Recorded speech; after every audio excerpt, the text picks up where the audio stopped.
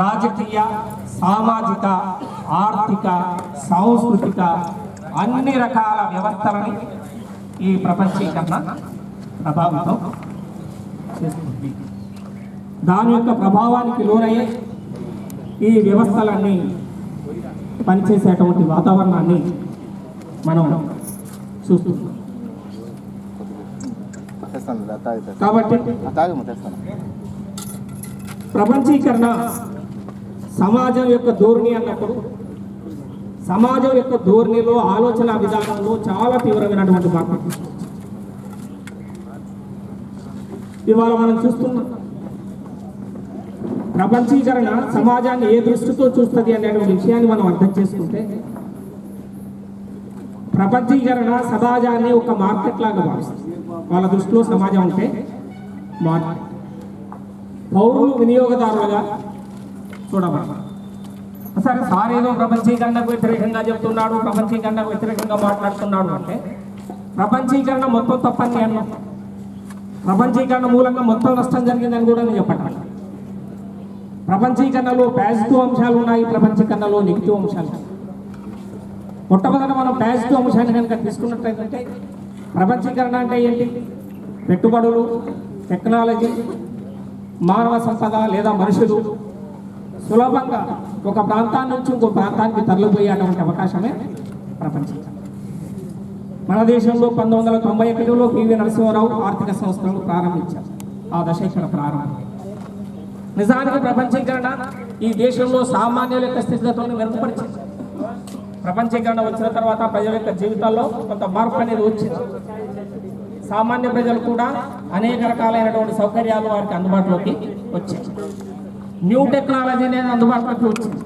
ఇవాళ cell phones కానీ లేదా అల్ట్రా మోడర్న్ ఎలక్ట్రానిక్ గ్యాడ్జెట్స్ కానీ, రకరకాలైన ట్రాన్స్పోర్ట్ సౌకర్యం కానీ, హెల్త్ కానీ, ఎడ్యుకేషన్ కానీ అనేక రకాలైనటువంటి సౌకర్యాలు మనకు ప్రపంచీకరణ మూలంగానే అందుబాటులోకి వచ్చాయి. కాబట్టి ప్రపంచీకరణ మొత్తం నష్టం చేసింది అని చెప్పటం. ప్రపంచీకరణ కొన్ని భౌతికపరమైనటువంటి సౌకర్యాలను మనకు కల్పించింది. ఈ ప్రపంచీకరణ మూలంగానే వాళ్ళ ఇంటికొకరు అమెరికాకో, ఆస్ట్రేలియాకో, సింగపూర్కో, ఇంగ్లాండ్కో పోతున్నారు. లక్షలాది మంది విదేశాలకు వెళ్ళి సంపాదించి దేశానికి పంపిస్తారు. ప్రపంచీకరణ మూలంగానే ప్రపంచ కోటీశ్వర్ల జాబితాలో కొన్ని వందల మంది భారతదేశంలో చేరిపోయారు. ప్రపంచీకరణ మూలంగానే ఇంతకుముందు విదేశాల పెట్టుబడులు ఇక్కడ కాకుండా మన పెట్టుబడులు కూడా విదేశాలకి పోతుంది. ఇవన్నీ ప్రపంచీకరణ పాజిటివ్ పరిణామాలు. అదే సమయంలో అంతకంటే ఎక్కువ నెగటివ్ పరిణామాలు కూడా వచ్చాయి. అభివృద్ధి సాధించబడింది, కొంత మేరకు జీవన ప్రమాణాలు పెరిగాయి. కానీ అదే సమయంలో విపరీతమైనటువంటి ఆర్థిక తారతమ్యాలు ఇవాళ మనం చూస్తున్నాం. దేశంలో 4% జనాభా 90% సంపదను కంట్రోల్ చేస్తున్నారు. ముఖ్యంగా మీరంతా చాలా మంది మనందరం గ్రామీణ ప్రాంతాల నుంచి వచ్చిన వాళ్ళు. దేశంలో ఇప్పటికీ 160% మంది వ్యవసాయం మీద ఆధారపడి ఉంటున్నారు. 60% మంది ప్రజలు తీసుకునేది కేవలం 11%. 11% ఆదాయం మట్టుకే 60% మంది పంచుకుంటున్నారు. 60% మందికి 11% ఆదాయం అయితే మిగతా 89% మిగతా వర్గాలకు పోతుంది. అందులో 4% 90% సంపదకి అధిపతులుగా ఉండటం అనేది జరుగుతుంది. అయితే దేశంలో అభివృద్ధి చెందుతుంది. జీడిపి 7% 8% అంటున్నారు. కానీ అదే స్థాయిలో ఎంప్లాయ్మెంట్ గ్రోత్ లేదు. మన జీడిపి 4% 3% పెరిగినప్పుడు ఎంప్లాయ్మెంట్ గ్రోత్ 2% 3% ఉండేది. ఇవాళ 7% 8% పెరిగినా 1-2% ఎంప్లాయ్మెంట్ జనరేషన్ అనేది లేదు. అంటే వచ్చినటువంటి డెవలప్మెంట్ ఏదైతే ఉందో, క్యాపిటల్ ఇంటెన్సివ్ డెవలప్మెంట్ లేదా వచ్చినటువంటి ఏదైతే ఉందో టెక్నాలజీ డెవలప్మెంట్, ఇంటెన్సివ్ డెవలప్మెంట్, దాంతో ఎంప్లాయ్మెంట్ జనరేషన్ అనేది లేకుండా పోతుంది. కాబట్టి ఇది ప్రపంచీకరణకు ఉన్నటువంటి రెండవ. ముఖ్యంగా సామాజిక రంగంలో, సాంస్కృతిక సంబంధాల్లో తీవ్రమైన మార్పులు వచ్చాయి. మీరు చాలామంది 50-60 సంవత్సరాల ఉన్నవాళ్ళు కాబట్టి 60 సంవత్సరాలు దాటిన వాళ్ళు ఉన్నారు. నా వయసు ఎక్కువ మంది ఉన్నారు కాబట్టి మీరంతా ఈ ప్రపంచాన్ని గమనించారు.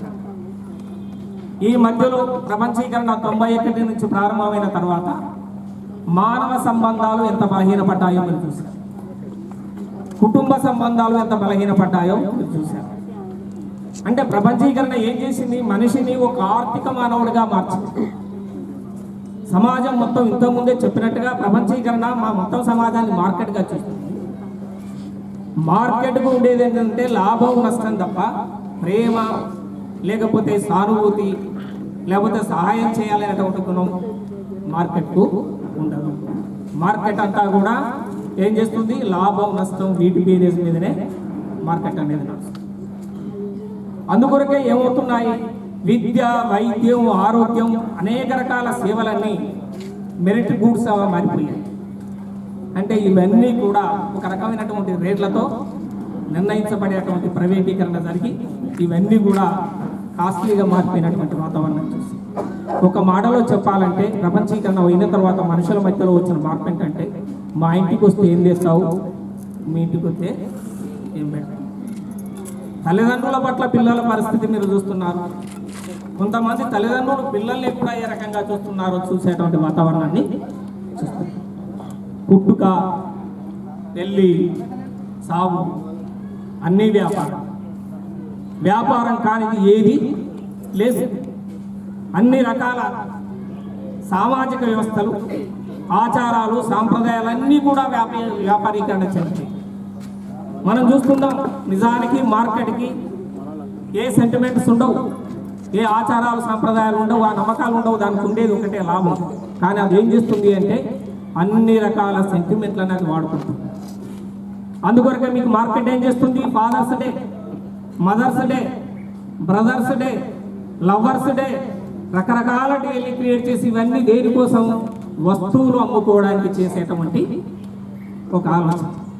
ఇక మనం ఏం చేస్తాం? వాట్సాప్లో పట్టుకొని, సెల్ ఫోన్లో పట్టుకొని వాట్సాప్ మెసేజీలు, బ్రదర్స్ డే నాడు డాక్టర్ సాబ్కు డాక్టర్స్ డే అని, టీచర్స్ డే అని, ఆ డే అని, ఈ డే అని, ఎన్ని డేలు ఉన్నాయో మనకే తెలియదు. 360 రోజులకు 360 డేలు పెట్టేసి. అంటే ఇక్కడ మార్కెట్ చాలా సిస్టమేటిక్గా వ్యక్తులను ఉపయోగించుకోవటం జరుగుతుంది. అంటే మనకు సింపుల్గా చెప్పాలంటే ప్రపంచీకరణ మొత్తం మనుషుల్ని కమర్షియల్గా మార్చి స్వార్థాన్ని పెంచింది. స్వార్థం ఎప్పుడైతే పెరుగుతుందో సహనం తగ్గుతుంది.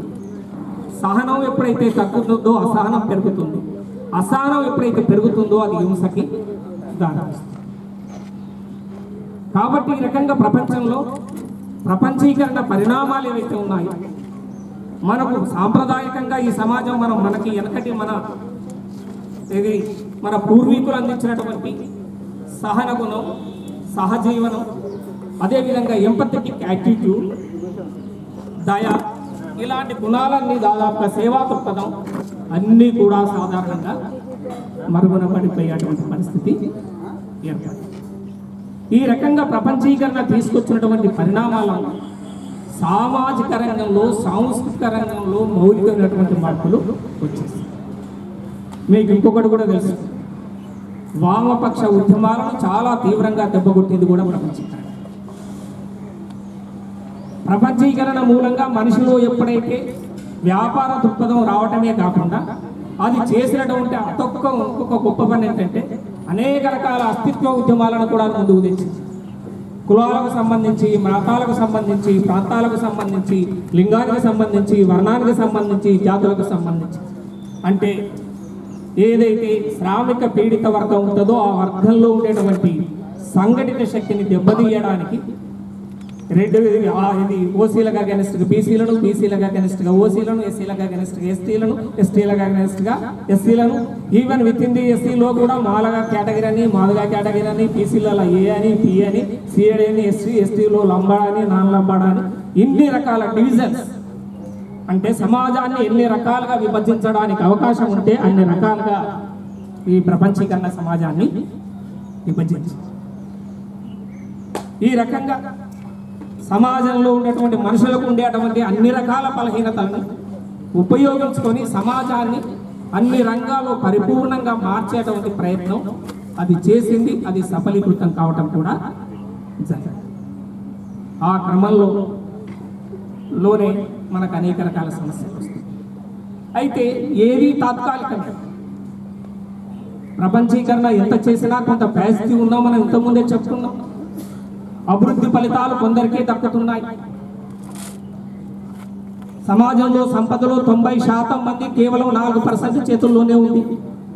లేదా 60%గా ఉన్నటువంటి గ్రామీణులు కేవలం 11% ఆదాయాన్ని పంచుకోవాల్సినటువంటి పరిస్థితి ఏర్పడింది. ఈ పరిస్థితిలోనే డిస్కాంటెంట్, ఫ్రస్ట్రేషన్ అనేది వస్తుంది. ఎప్పుడైతే డిస్కాంటెంట్ వస్తుందో, ఎప్పుడైతే ఫ్రస్ట్రేషన్ వస్తుందో, ఎప్పుడైతే డెస్పరేషన్ వస్తుందో, మనిషి లేదా సమూహం వాయిలెన్స్ దిగుతుంది. ఇది కేవలం భారతదేశంలోనే జరగటం.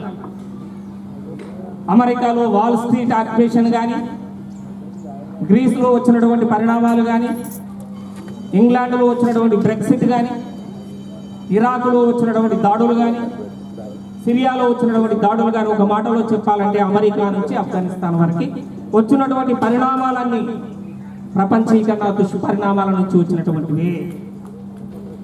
ఆ ఫలితంగానే ఒక రకమైనటువంటి అసంతృప్తి మొత్తం ప్రపంచవ్యాప్తంగా ఒక హింసాయుత వాతావరణం ఉంది. మీకు ఇంకొకటి కూడా చెప్పాలి. ఈ ప్రపంచీకరణే హింసను మ్యానుఫ్యాక్చర్ చేస్తుంది, వాళ్ళే ఎక్స్పోర్ట్ చేస్తున్నారు. ఈ తాలిబాన్లు కానీ, ఈ ఐఎస్ఐలు కానీ, లేదా జిహాదీలు కానీ, ఏదో ఒక మతానికి సంబంధించినటువంటి మత పెద్దలు లేదా మతం సృష్టించింది కాదు. ఇది ప్రపంచీకరణ సృష్టించినటువంటి ఒక బూతు.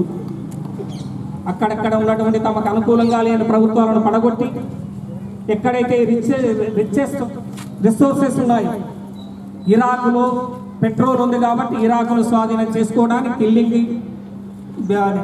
Killing the before dog call it as a mad dog. కుక్కను చంపడానికి ముందు పిచ్చి కుక్క అని పేరు పెట్టాలన్నట్టు సద్దాం హుసేన్కి ఒక బ్రాండ్ వేసి సద్దాం హుసేన్ చంపి ఇరాకును ఆక్రమించుకోవటం. సిరియా విషయంలో ఇవాళ మనం చూస్తున్నాం, అటు రష్యా ఇటు అమెరికా పడుతున్నటువంటి తగాదా, రోజు జరుగుతున్నటువంటి హననం. ఆఫ్ఘనిస్తాన్ నుంచి రష్యాను ఎలగొట్టడానికి ఒసామా బిన్ లాడెన్ని, తాలిబాన్లను ఆనాడు అమెరికా తయారు చేసింది. ఒక రోగ్ నేషన్గా పాకిస్తాన్ని తయారు చేసింది కూడా అమెరికానే. అంటే అమెరికా ప్రజలు కాదు, అమెరికాలో కూడా డిస్కాంటెంట్ ఉంది. అందుకొరకే బెన్నీ సాండర్స్ అధ్యక్షతన వాల్ స్ట్రీట్ ఆక్యుపేషన్ జరిగింది. అంటే ఒక రకంగా ఇవాళ ప్రపంచీకరణకు వ్యతిరేకంగా ప్రపంచవ్యాప్తంగా ప్రజల్లో తీవ్రమైన అసంతృప్తి. కాకపోతే దానికి ఆల్టర్నేటివ్ డిస్కాంటెంట్ ఛానలైజ్ కావటం లేదు. దానికి ఒక సరైనటువంటి డైరెక్షన్ లేదు, ఒక కోర్సు లేదు. కాబట్టి ఇంకా ప్రపంచీకరణ ముందుకు నడుస్తుంది. ప్రపంచీకరణ నుంచి ఇప్పుడు మళ్ళీ ఎనికిపోయే దశను కూడా మనం చూస్తున్నాం. ఇవాళ మనం అమెరికాలో ఎలక్షన్లు జరుగుతున్నాయి. ట్రంప్ చేస్తున్నటువంటి ప్రచారం ఏంటి? మెక్సికన్లు, జర్మన్స్, చైనీసు, ఇండియన్స్ వచ్చి మా ఉద్యోగాలు సంపాదించుకోబోతున్నారు. నేను ఇస్లామిక్ అంటే ఒక రకంగా ఇస్లాం మతానికి ఇస్లామిక్ టెర్రరిజం అనుకుని ఇస్లాంలకే దాదాపుగా తాను వ్యతిరేకంగా ఉన్నట్టుగా తను మాట్లాడతాను. అంటే ఒక రకమైనటువంటి అసహన వాతావరణం. ఒకనాడు వాళ్ళే కదా ప్రపంచీకరణ అనేది ముందుకు తెచ్చింది. మనుషులు కానీ, టెక్నాలజీ కానీ, లేకపోతే పెట్టుబడి కానీ ఎక్కడి నుంచి ఎక్కడికైనా సులభంగా తరలిపోవచ్చు అని చెప్పినటువంటి వాళ్ళు 2008లో సబ్ప్రైమ్ క్రైసిస్ వాళ్ళు తీసుకున్నటువంటి బంధంలో వాళ్ళ పడి యూరోప్ కంట్రీస్ అన్ని ఎప్పుడైతే ఆర్థిక సంక్షోభంలో పడ్డాయో ఆ రోజు నుంచి ఈ రోజు వరకు సంక్షోభం నుంచి బయటకు వచ్చే పరిస్థితి లేదు. ఆ సంక్షోభంలో పడ్డ తర్వాత ఇప్పుడు ఏం చేస్తున్నారు? మళ్ళా అడ్డగోడలు ప్రొటెక్షనిజం దించుకోవడానికి ప్రయత్నం జరుగుతుంది. ఆ ప్రయత్నంలో భాగంగానే ట్రంప్ చెప్తున్నాడు ఏమని, నేను వస్తే వేరే దేశాలు ఈ దేశానికి రావు, మన వాళ్ళ ఉద్యోగాలు మనకే వస్తాయి. అంటే నువ్వు చెప్పిన ప్రపంచీకరణ వ్యతిరేకమే కదా. యూరోప్లో ఉన్నటువంటి బ్రెక్సిట్ ఇది ఇంగ్లాండ్ బయటకు ఎందుకు పోయింది? వేరే వాడు వచ్చి ఇంగ్లాండ్లో ఎంజాయ్ చేస్తాడు కాబట్టి మా దేశ వనరులు మాకే ఉపయోగపడాలి అంటే ఒకనాడు ప్రపంచంలో వనరులన్నీ మా ఆధిపత్యంలోకి వస్తాయని ప్రపంచీకరణ ప్రవచించినటువంటి పెద్ద మనుషులు ఎప్పుడైతే సంక్షోభం వచ్చిందో తిరిగి మళ్ళీ పాత పద్ధతులకు పోయేటువంటి వైనాన్ని మనం చూస్తున్నాం. ఇవన్నీ వాటికి మనకు సంబంధం ఉందా అంటే ఖచ్చితంగా సంబంధం.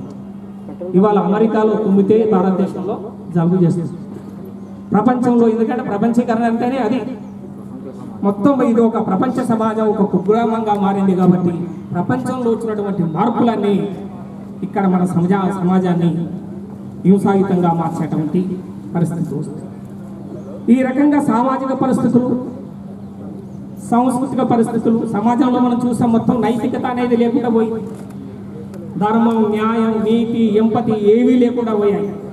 ఏం చేసైనా సరే డబ్బులు సంపాదించాలి అనేటువంటి సినిమా ఇది డైలాగులు మనకు కనబడేటువంటి పరిస్థితి.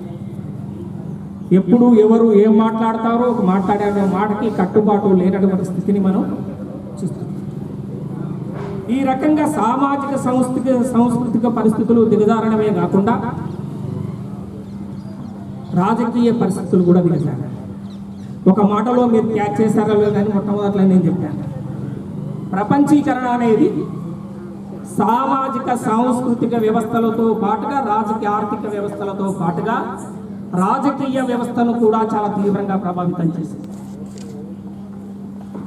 ఇవాళ రాజకీయం ఒక పెట్టుబడిగా మనం చూసాం. మన ఆంధ్రప్రదేశ్లో పెద్దలు పురుషోత్తమరావు లాంటి వారు గారు చాలా ఎలక్షన్లు చూశాం. 94లో ప్రపంచీకరణ పరిణామాలు ప్రారంభమైన తర్వాత మొట్టమొదటిసారిగా ఆంధ్రప్రదేశ్లో డబ్బులు ఖర్చు పెట్టేటువంటి సంస్కృతి.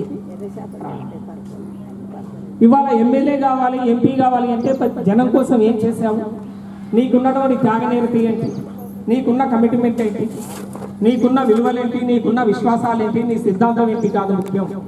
నీ దగ్గర ఎన్ని కోట్లు ఉన్నాయి, ఏ కులానికి సంబంధించిన వాడివి, ఏ మతానికి సంబంధించిన వాడివి. ఇంతకుముందే ఒక మాట నేను చెప్పాను. ప్రపంచీకరణ సమాజాన్ని విభజించే క్రమంలో అస్తిత్వ ఉద్యమాలను ముందుకు తీసుకొచ్చింది. ఈ అస్తిత్వ ఉద్యమాలు ఏం చేస్తున్నాయి, మంచోడు కాకపోయినా పర్వాలేదు కానీ మనోడు కావాలి. మన కులపోడైతే చాలు, మన మతపోడైతే చాలు, మన ప్రాంతపోడైతే చాలు, మన జాతి వాడైతే చాలు, మన ఊరి వాడైతే చాలు, మనవాడైతే చాలు, మంచివాడు కానక్కర్లేదు అన్నటువంటి ఒక వాతావరణాన్ని అవి క్రియేట్ చేసి ఈ రకంగా ఇవాళ ప్రపంచీకరణ నేపథ్యంలో రాజకీయాన్ని పెట్టుబడి శాసిస్తుంది. రాజకీయాన్ని అనేక రకాల అస్తిత్వ అంశాలు శాసిస్తున్నాయి. కాబట్టి మంచి వాళ్ళందరినీ రాజకీయాలకు దూరంగా పెట్టేటువంటి అవకాశం. సరే, మనం సబ్జెక్టులోకి వస్తే ఏంటి, మనం ప్రబలుతున్న దేశంలో ప్రబలుతున్న హింసకి మనం 3-4 కారణాలను ఐడెంటిఫై చేసాం. ఒకటి వామపక్ష తీవ్రవాద ఉద్యమం. బహుశా ఈ చర్చ కూడా సాధారణంగా మన బలిమలో జరిగినటువంటి దానికి స్ఫూర్తిగానే జరిగిందని నేను అనుకుంటున్నాను. అయితే ఈ వామపక్ష తీవ్రవాద ఉద్యమం అనేది ఒక రకంగా చెప్పాలంటే ప్రపంచీకరణ వచ్చిన తర్వాత చాలా బలహీనపడింది. ఇవాళ అది చాలా బలహీనమైనటువంటి స్థితిలో బలహీనపడడానికి ప్రపంచీకరణే కారణం అని ఒక కారణం అయితే, రెండో కారణం దాదాపుగా మనం తెలంగాణ ప్రాంతం, మన ప్రాంతంలో ఒకనాడు చాలా తీవ్రంగా వామపక్ష తీవ్రవాద ఉద్యమం ఉండింది. అయితే తర్వాత కాలంలో ప్రజల స్థితిగతుల్లో మార్పు రావటం, అస్తిత్వ ఉద్యమాలు ముందుకు రావటం, బడుగు బలహీన దళిత వర్గాలకి కొంత వెసులుబాటు లభించటం, దాంతో వాళ్ళంతా ఏం చేశారు, అస్తిత్వ ఉద్యమాలను ప్రారంభించి తీవ్రవాద వామపక్ష ఉద్యమాల నుంచి దాదాపుగా దానికి సానుభూతి పనులుగా నుంచి అంటే ఆ ఉద్యమానికి అండదండలు అందించడం తగ్గించారు. అంటే ప్రధానంగా ప్రజల యొక్క మద్దతులకు కూలిపోయింది. ప్రజల మద్దతు కోల్పోయిన తర్వాత ఇప్పుడు అది ఎక్కడ మిగిలింది అంటే కేవలం అటవీ ప్రాంతాల్లో మటుకే మిగిలింది. మన మాజీ ప్రధానమంత్రి పివి నరసింహారావు గారు ఒక సందర్భంలో అనటం జరిగింది, ఈ దేశంలో ప్రధానమైనటువంటి అంతర్గత శత్రువు లేదా అంతర్గత భద్రతకి ప్రమాదం వామపక్ష తీవ్రవాద ఉద్యమం నుంచే ఉన్నది, ఇది చాలా ప్రమాదకరమైనటువంటి వ్యవస్థ అని చెప్పడం జరిగింది. బహుశా ఆయన స్టేట్మెంట్ ఇచ్చే నాటికే వామపక్ష తీవ్రవాద ఉద్యమం మైదాన ప్రాంతాల నుంచి ఉపసంహరించబడి కేవలం అడవి ప్రాంతాలకి, గిరిజన ప్రాంతాలకు మట్టుకే పరిమితం అయింది. ఇవాళ గిరిజన ప్రాంతాల్లోనే ఉంది. మీకు తెలుసు, మేము మా తర్వాత 4-5 సంవత్సరాల చిన్న వయసు తర్వాత అంటే 50 ఏళ్ళ మీద వాళ్ళే తప్ప 50 ఏళ్ళ లోపు వాళ్ళు ఎవరు కూడా ఇవాళ వామపక్ష తీవ్రవాద ఉద్యమంలో లేదు. తర్వాత రిక్రూట్మెంట్ లేదు, ఉద్యమం పుట్టి బలహీనపడింది. కేవలం అడవి ప్రాంతాలకి, గిరిజన ప్రాంతాలకి అది పరిమితమైంది. మరి అలా గిరిజన ప్రాంతాలకు పరిమితమైన ఉద్యమాన్ని తీవ్రమైన భద్రతా అంశంగా ప్రధానమంత్రి స్థాయిలో ఉన్న వ్యక్తి ఎందుకు భావించాడు అనే విషయాన్ని మనం ఆలోచించినప్పుడు నాకు అర్థమైంది ఏంటంటే ఇవాళ దేశంలో ఉన్న సహజ సంపద అంతా అక్కడే కేంద్రీకృతమైంది. మనకు ఉండబడేటువంటి రిసోర్సెస్ అన్ని న్యాచురల్ సహజ వనరుల ప్రకృతి మనకు ప్రసాదించినటువంటి వనరులన్నీ ఆ ప్రాంతంలోనే ఉన్నాయి. వాటిని వెలికి తీయడానికి వాళ్ళు అక్కడ వ్యతిరేకంగా ఉన్నారు. వాళ్ళను నిర్మూలిస్తే తప్ప అక్కడికి వెళ్ళి ఆ సహజ వనరులతో వ్యాపారం చేయటం సాధ్యం. అక్కడ ఉన్నటువంటి ఖనిజాలు సహజ వనరులను వెలికి తీసి విదేశాలకు అమ్ముకోవాలి అంటే అక్కడ ఉన్నటువంటి తీవ్రవాద శక్తులని అడ్డాలని నిర్మూలించాలి. అందుకోసమే బహుశా ఆనాడు ప్రధానమంత్రి గారు ఇది దేశం యొక్క అంతరిక భద్రతకి ప్రధాన శత్రువు అని చెప్పి అనొచ్చు. అంతే తప్ప వారికి బలం ఉంది అని చెప్పి నేను అనుకుంటున్నాను. అది అనేక వర్గాల యొక్క మద్దతును కోల్పోయినప్పటికీ వాళ్ళు హింస ని నమ్ముకోవటం ఆ సిద్ధాంతాన్ని. అయితే మార్క్స్ సమాజాన్ని విశ్లేషించాడు తప్ప మార్క్స్ చెప్పినట్టుగానే సమాజం నిరంతరంగా ఉంటుంది అనేది ఇక్కడ లేదు. మార్క్సిజాన్ని మారిన పరిస్థితులకు అన్వయించడంలో వాళ్ళు విఫలించింది. ఇంకా మనం తుపాకీ కొట్టడం ద్వారానే రాజ్యం సాధిస్తామనేటువంటి భ్రమలో ఉండటం, అక్కడి నుంచి బయటకు వచ్చే ప్రయత్నం చేయాలి. మనుషులుగా చాలా వాళ్ళ యొక్క త్యాగాన్ని మనం శంకించలేము. మనం 10 రూపాయలు పోతేనే, 1 గంట సమయం పోతేనే బాధపడతాం. మొత్తం జీవితాలను త్యాగం చేసి, తమ కుటుంబాలను త్యాగం చేసి, ఆస్తులను త్యాగం చేసి, ప్రాణాలను త్యాగం చేస్తూ అక్కడే ఉండటం అనేది ప్రజల పట్ల, సమాజం పట్ల, బడుగు బలహీన వర్గాల పట్ల వాళ్ళకు ఉన్నటువంటి ప్రేమను ఎవరు శంకించాల్సిన అవసరం లేదు. కాకపోతే ఆ త్యాగం వృధాగా అవుతుంది. ఇవాళ టెక్నాలజీ చాలా అడ్వాన్స్ అయింది. ఎక్కడో వెహికల్, ఎక్కడో ఒసామా బిన్ లాడెన్ ఎక్కడో దాక్కుంటే అమెరికా వాడు ఎక్కడో అర్ధరాత్రి వచ్చి వాడిని పట్టకపోయి చంపేసి సముద్రంలో వేసి, ఇలాంటి స్థితిలో రాజ్యాన్ని ఎదుర్కోవటం కానీ ఆయుధాల ద్వారా రాజ్యాన్ని నిర్మూలించడం కానీ సాధ్యపడే పని కాదు. చూసాం ఇవాళ ఉదారకంగా బలమెల్లో 40 మంది సమాజం కోసం బతికే వాళ్ళు ప్రాణాలు కోల్పోయారు. ఎవరి కోసం కోల్పోయారు? పీడిత వర్గాల కోసం కోల్పోయారు, దళితుల కోసం కోల్పోయారు, దోపిడికి గురే సెక్షన్ల కోసం కోల్పోయారు. ఎవరన్నా నిరసన తెలిపిల్లా, ఎవరన్నా బంధు పాటించిల్లా, ఎక్కడన్నా రైలు రోకో అయిందా, ఎక్కడన్నా బస్సు రోకో అయిందా? అసలు ప్రజలు పట్టించుకోవటం లేదు. ఇది నక్సలైట్లకి, ప్రభుత్వానికి, పోలీసులకు మధ్య యుద్ధంగా చూపించబడింది. ప్రజలు చాలా నిర్లిప్తంగా ఉన్నారు. అది మాకు సంబంధించిన సమస్య కాదు అనేటువంటి పద్ధతిలో ఉన్నారు. ఎలాంటి సమయంలోనైనా వాళ్ళు పునరాలోచించుకోవాల్సినటువంటి అవసరం. ఇవాళ అంతకుముందు అండదండాలని అందించినటువంటి మైదాన ప్రాంతాల్లో ఉన్నటువంటి దళిత వర్గాలు కానీ, బీసీ వర్గాలు కానీ తీవ్రవాద ఉద్యమానికి ఎందుకు దూరం అయ్యాయి అంటే వాళ్ళకు ఆల్టర్నేటివ్ హింస లేనటువంటి, తమ మీద కేసులు లేనటువంటి, ఎన్కౌంటర్ లేనటువంటి ప్రజాస్వామ్యయుతమైనటువంటి పరిష్కార మార్గాలు, ప్రభుత్వం మీద ఒత్తిడి తేవడానికి, సమస్యలు పరిష్కరించుకోవడానికి అనేక మార్గాలు అందుబాటులోకి వచ్చాయి. కాబట్టి వాళ్ళు ఏం చేశారు? వీళ్ళని వదిలేసి ఆల్టర్నేటివ్ మెథడ్లో ప్రభుత్వం పైన ఒత్తిడి తీసుకొచ్చి సాధ్యమైనంత మేరకు తమ సమస్యలు పరిష్కరించుకుంటున్నారు. ఇవాళ గిరిజనులకు మట్టికే అవకాశం లేదు. మనం చూసాం, తెలంగాణ రాష్ట్రంలో 10 జిల్లాలను 31 జిల్లాలు చేశారు. జనగామలు లొల్లిపెట్టి జిల్లా చేసుకున్నారు, సిరిసిల్ల లొల్లిపెట్టి జిల్లా చేసుకున్నారు, గద్వాల వాళ్ళు లొల్లిపెట్టి జిల్లా చేసుకున్నారు. మన వరంగల్, హన్మకొండ జిల్లా అంటే లొల్లి చేసి 2 టౌన్లు కలిపి 1 జిల్లా కొంచెం రూరల్ పాపం ఆదివాసులు, వాళ్ళకి ప్రత్యేకమైన పరిస్థితి, నూకలు లేనటువంటి వాళ్ళు. వాళ్ళందరూ ఒక చోట ఉండకుండా ఏం చేశారు? ఇవాళ ప్రభుత్వం చేసింది తెలివిగా వాళ్ళని 31 జిల్లాలో ఉంచారు. పాపం వాళ్ళు కూడా మాకు ఒక స్టేట్ కావాలని చెప్పుకుంటున్నారు, అడిగిళ్ళు. కానీ వాళ్ళ వాయిస్ ఎవరికి వినబల్ల, వాళ్ళ వాయిస్ అక్కడికి పోలే. ఎందుకంటే వాళ్ళకి చాలా వీక్ వాయిస్, వాళ్ళను మీడియా పట్టించుకోలేదు, ప్రజా సంఘాలు పట్టించుకోలే, పార్టీలు పట్టించుకోలే. ఎవరన్నా ఉంటే ఏదో పెదివిరుపుగా ఏదో ఒక మాట మాట్లాడి ఏదో సానుభూతి చెప్పారు తప్ప అందుకోసం వాళ్ళకి ప్రత్యేకమైనటువంటి జిల్లా, నిజానికి వాళ్ళకు ప్రత్యేకమైన జిల్లా కావాలి. వాళ్ళ ఐటీడీ ఫండ్, వాళ్ళ సమస్యలు, వాళ్ళ ఇబ్బందులు ఉంటాయి కాబట్టి, మిగతా వాళ్ళతో పోటీపడలేరు కాబట్టి నిజానికి ఆదివాసులకు ఒక ప్రత్యేకమైన జిల్లా కావాలి. కానీ జిల్లా రాలేదు. చాలా అమాయకత్వంలో, ఈ దేశంలో చాలా అమాయకత్వంలో బతుకుతున్న ప్రజల వల్ల ఉన్నారంటే ఆదివాసులు. కాబట్టి ఆ ఆదివాసుల ప్రాంతాల మట్టుకే అవి కేంద్రంగా ఉన్నాయి. ఒక రకంగా నక్సలైట్లు లేదా ఈ మావోయిస్టులు చేసేటువంటి పని మాకు పరోక్షంగా వాళ్ళకు కూడా నష్టం చేస్తుంది.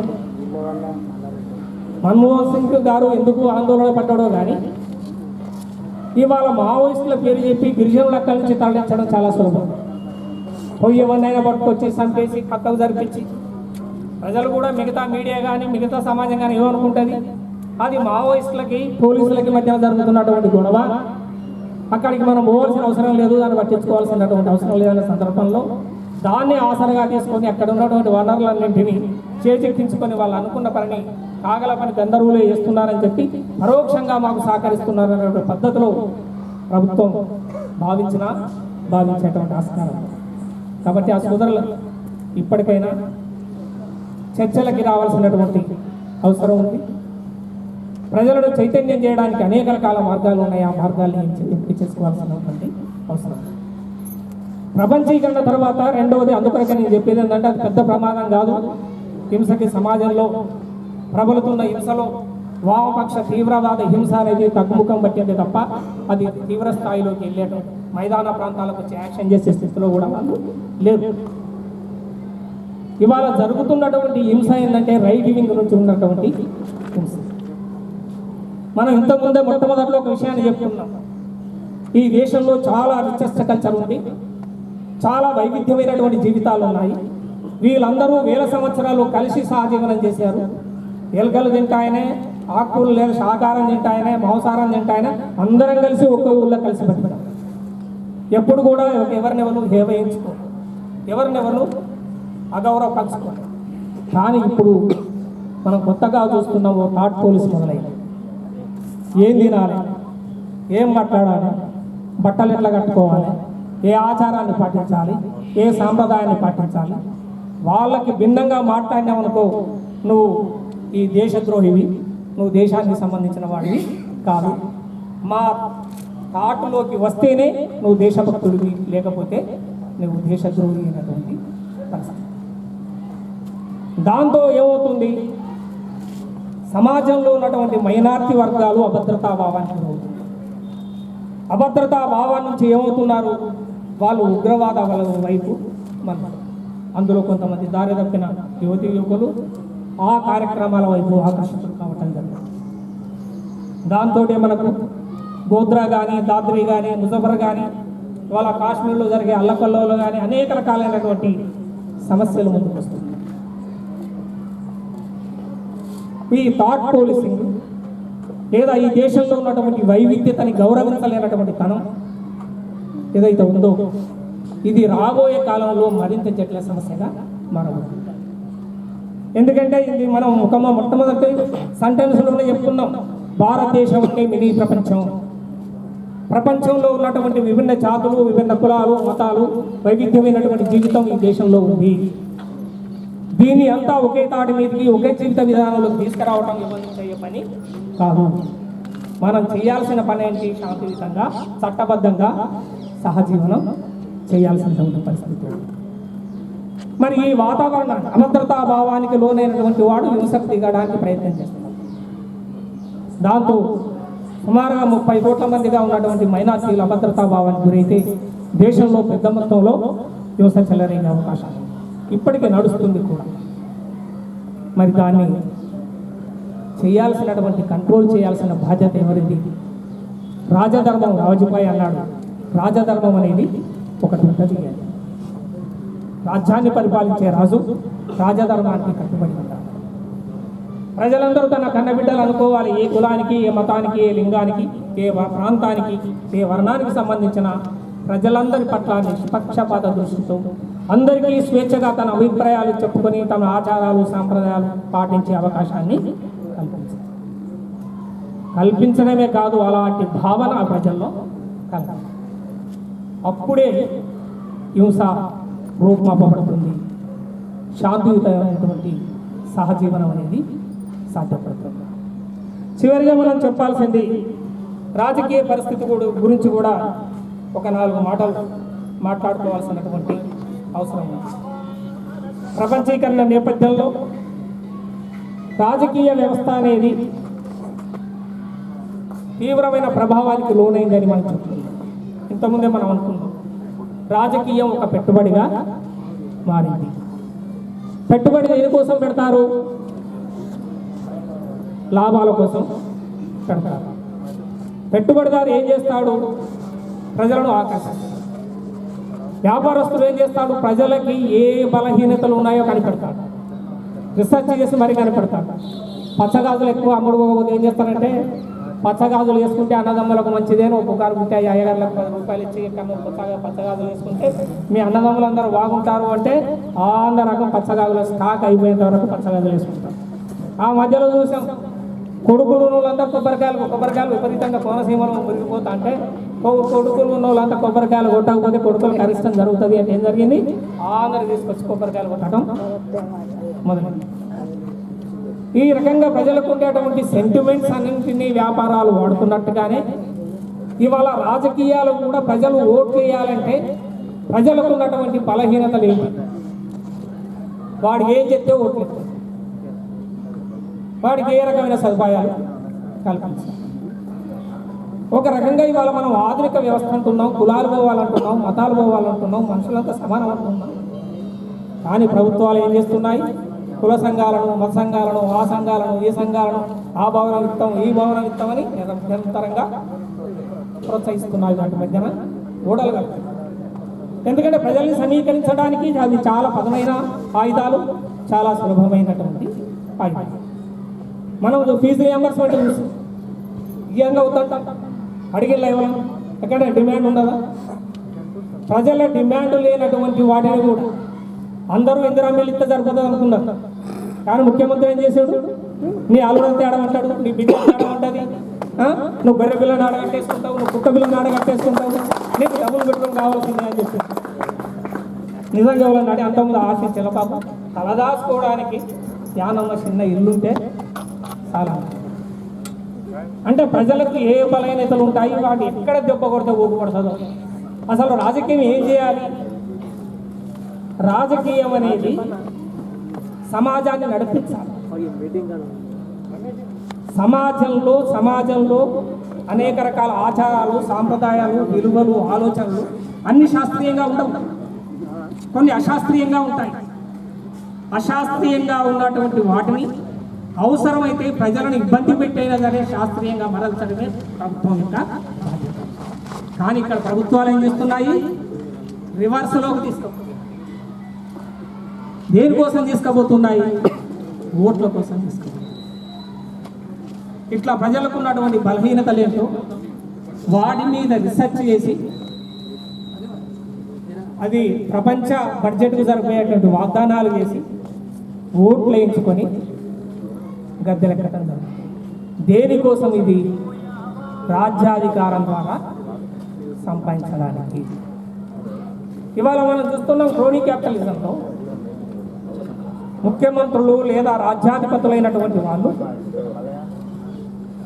నిజానికి ప్రజాస్వామ్యంలో ఒక ప్రజాప్రతినిధిగా ఎలక్ట్ అయితే ఆయన సొంత సామ్రాజ్యం కాదు. దానికో రాజ్యాంగం ఉంటుంది, దానికో పద్ధతి ఉంటుంది. Is a trustee for 5 years. తన ఇష్టం వచ్చిన పద్ధతిలో ఖర్చు పెట్టడానికి వీళ్ళు. రావు గారికి తెలుసు, ప్రజాస్వామ్యంలో ముఖ్యంగా పార్లమెంటరీ విధానంలో